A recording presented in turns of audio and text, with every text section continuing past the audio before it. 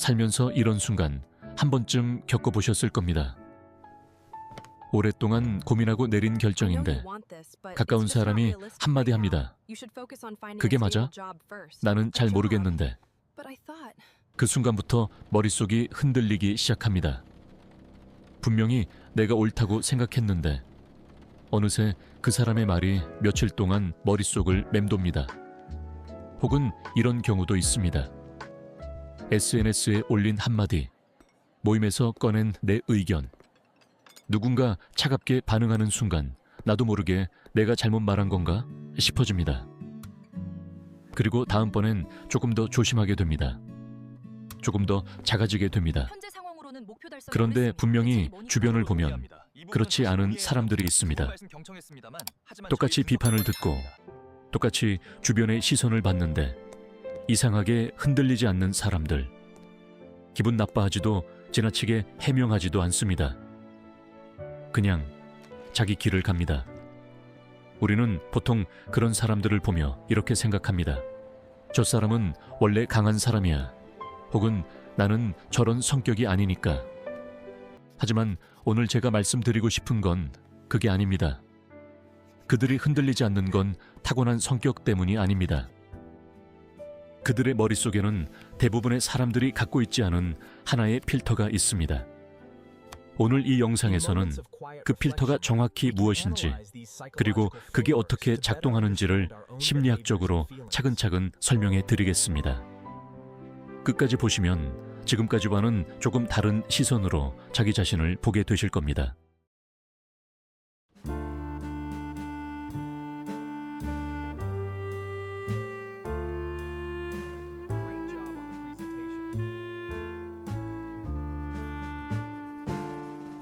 먼저 한 가지 질문을 드려볼게요.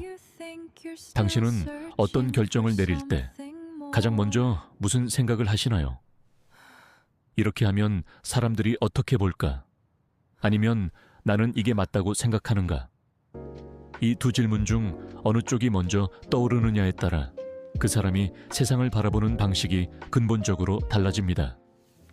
심리학에는 통제 소재 로커스 오브 컨트롤라는 개념이 있습니다. 어렵게 들리지만 사실 아주 간단한 이야기입니다. 내 인생의 방향을 결정하는 힘이 어디에 있다고 믿느냐의 문제입니다. 어떤 사람들은 그 힘이 바깥에 있다고 믿습니다. 주변 사람들의 평가, 사회의 기준, 타인의 시선.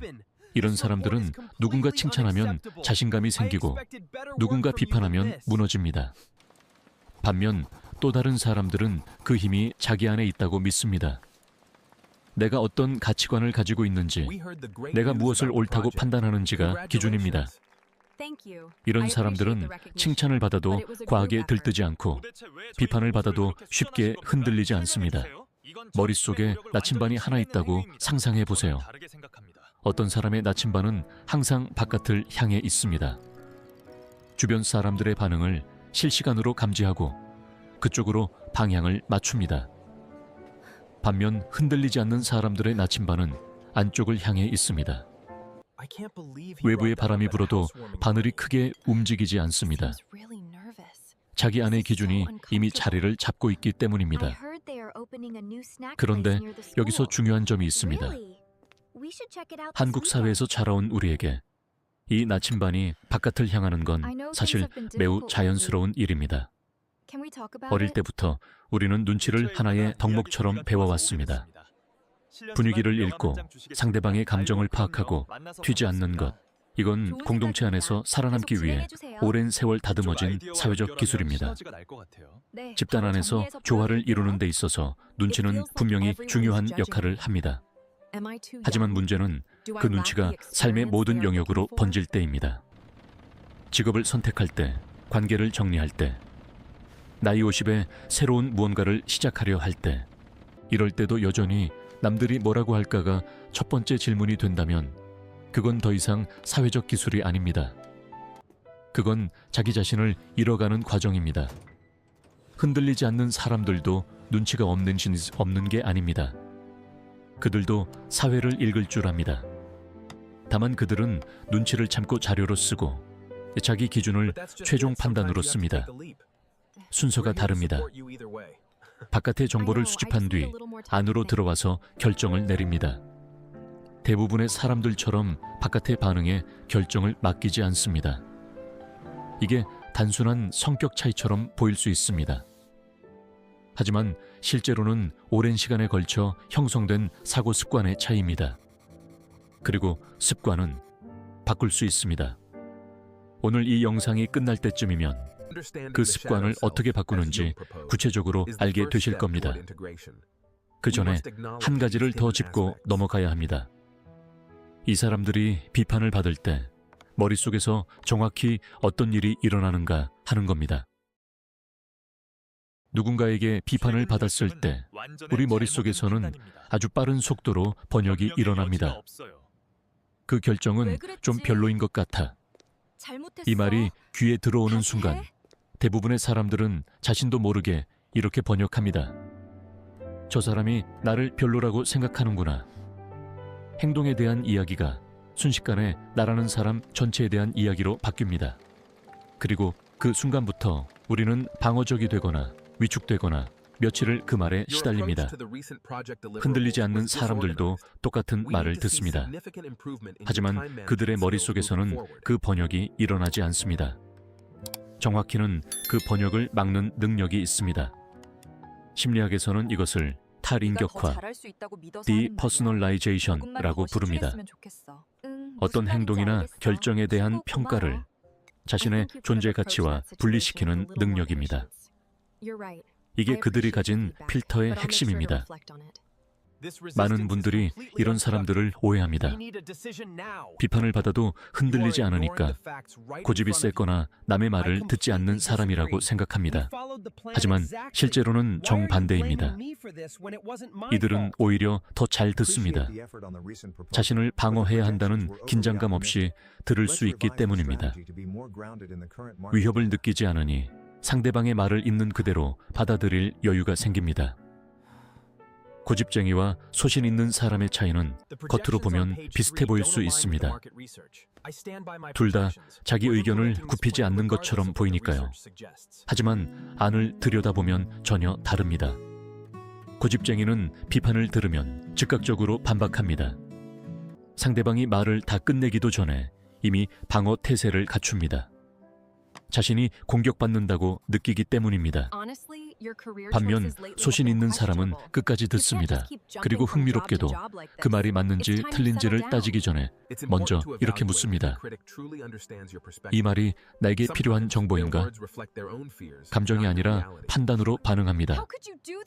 고집쟁이는 자존심을 지키기 위해 싸우고 소신 있는 사람은 싸울 필요 자체를 느끼지 않습니다. 그렇다면 이들은 어떻게 비판을 걸러낼까요? 이 부분이 실제로 가장 실용적인 이야기입니다.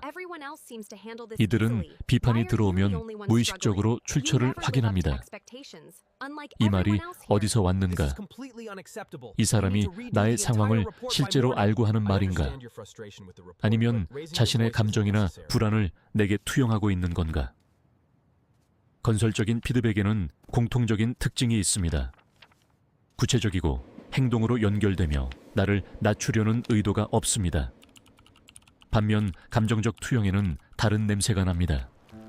내용이 모호하고 비교가 동반되며 상대방 자신의 두려움이나 좌절이 배어 있습니다. 다른 사람들은 다 잘하던데 왜 너만 그러냐는 말은 사실 내 대한 이야기가 아닐 수 있습니다.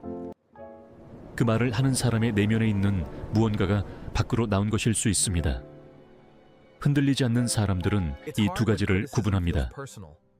건설적인 피드백은 진지하게 받아들입니다. 그리고 감정적 투영에 대해서는 반박하거나 상처받는 대신 조용히 내려놓습니다. 모든 비판에 같은 무게를 줄 필요가 없다는 걸 알기 때문입니다. 투명한 갑옷을 입고 있다고 상상해 보세요. 그 갑옷은 모든 것을 막는 게 아닙니다. 필요한 것은 통과시키고 불필요한 것은 흘려보냅니다. 그들이 차갑거나 무감각한 게 아닙니다. 오히려 감각이 섬세하기 때문에 무엇을 받아들이고 무엇을 흘려보낼지 선택할 수 있는 겁니다. 결국 이 필터의 본질은 이겁니다. 어떤 사람이 내 행동을 마음에 들어 하지 않는다는 것이 내가 가치 없는 사람이라는 증거가 아니다. 이 단순한 사실을 머리가 아니라 몸으로 이해한 사람들이 세상의 소음 속에서도 자기 중심을 잃지 않는 사람들입니다. 여기서 솔직하게 말씀드려야 할 것 같습니다. 지금까지 흔들리지 않는 사람들의 심리를 이야기했는데 사실 이 사람들에게도 아무도 잘 말해주지 않는 현실이 하나 있습니다. 이런 사람들도 외롭습니다. 남들의 시선에 흔들리지 않는다는 건 때로 남들과 같은 방향으로 걷지 않는다는 뜻이기도 합니다. 그리고 한국 사회에서 다수와 다른 방향으로 걷는 사람에게는 어김없이 어떤 딱지가 붙습니다. 이기적이다, 독불장군이다. 왜 저 사람은 저렇게 혼자만 다르게 행동하냐? 이런 말들은 틀린 곳에서 오는 게 아닙니다. 집단의 조화를 중요하게 여기는 문화 안에서 자기 기준을 우선시하는 사람은 이질적으로 보일 수 있습니다. 그건 현실입니다. 그래서 저는 이 영상에서 흔들리지 않으면 모든 게 좋아진다는 말은 드리지 않으려 합니다. 그건 사실이 아니니까요. 자기 중심을 지키는 데는 분명히 사회적 비용이 따릅니다. 오해받는 순간들, 혼자 결정을 감당해야 하는 무게, 가까운 사람에게조차 완전히 이해받지 못하는 느낌. 이런 것들은 아무리 내면이 단단한 사람이라도 가볍지 않습니다. 하지만 여기서 이 사람들이 선택하는 지점이 있습니다. 그들도 그 외로움을 느낍니다. 다만 그들은 어느 순간 두 가지 외로움을 나란히 놓고 바라본 적이 있습니다. 자기 자신으로 살면서 느끼는 외로움, 부장님, 안녕하세요. 그리고 자기 자신을 잃어가면서 느끼는 외로움, 오늘까지 보고서 그리고 완료해야죠. 천천히 깨닫게 됩니다. 두 번째 외로움이 훨씬 더 깊고 훨씬 더 오래 간다는 것을. 이건 특히 삶의 무게가 쌓이기 시작하는 나이에 더 선명하게 느껴집니다.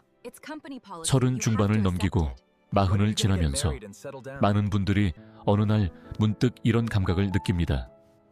열심히 살아왔는데 이게 내가 원하던 삶이 맞는지 모르겠다는 감각. 그 감각은 갑자기 오는 게 아닙니다.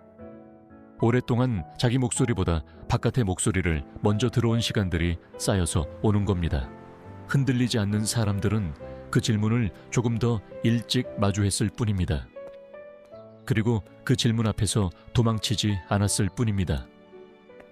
외로움을 없애는 게 목표가 아닙니다. 어떤 외로움을 선택할 것인가? 그게 진짜 질문입니다.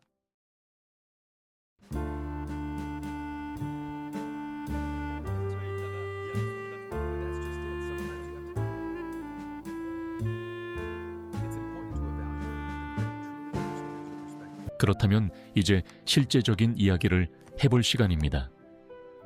이 필터는 어떻게 만들어지는가? 타고나는 게 아니라면 어떻게 훈련할 수 있는가? 첫 번째는 자신의 핵심 가치관을 글로 써보는 것입니다. 단순하게 들리지만 실제로 해본 사람은 많지 않습니다.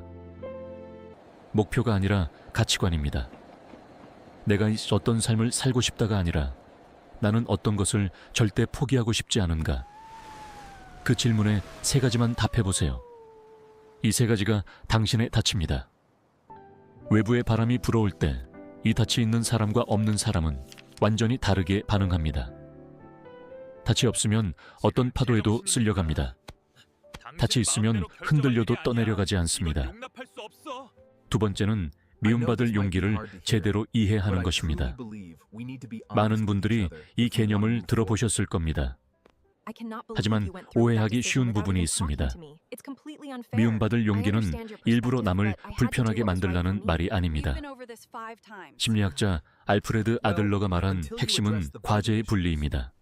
내가 할 일은 내 가치관에 맞게 행동하는 것입니다. 그 행동을 보고 상대방이 어떻게 느끼는가는 그 사람의 과제입니다. 내 것이 아닙니다.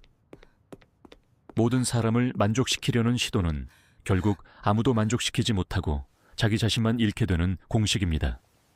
3번째는 24시간 반응 지연 규칙입니다. 이건 의지의 문제가 아니라 뇌과학의 문제입니다. 누군가의 비판이나 압박을 받는 순간 뇌의 편도체가 즉각적으로 반응합니다. 이건 수만 년 동안 인류가 위협에서 살아남기 위해 발달시킨 본능입니다.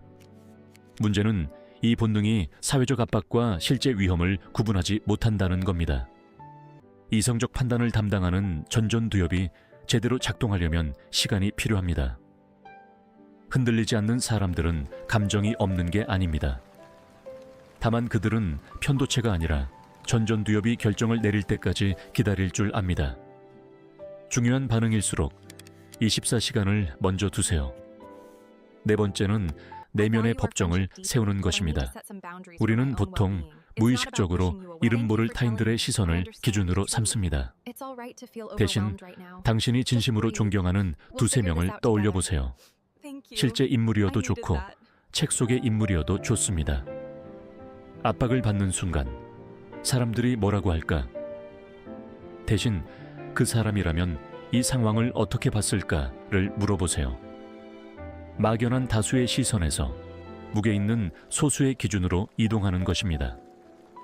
이것만으로도 결정의 질이 달라집니다. 마지막으로 한 가지만 말씀드리겠습니다. 남에게 흔들리지 않는다는 건 차갑게 사는 게 아닙니다. 남을 무시하는 것도 아닙니다. 그건 자기 자신에게 가장 솔직하게 사는 것입니다. 그리고 그게 우리가 이 삶에서 할 수 있는 가장 조용하고도 용감한 일 중 하나일지 모릅니다. 오늘 영상을 보시면서 살면서 가장 크게 흔들렸던 순간이 떠오르셨나요? 그 순간 무엇이 당신을 붙잡아 줬는지 댓글로 나눠주시면 좋겠습니다. 당신의 이야기가 누군가에게 닻이 될 수 있습니다.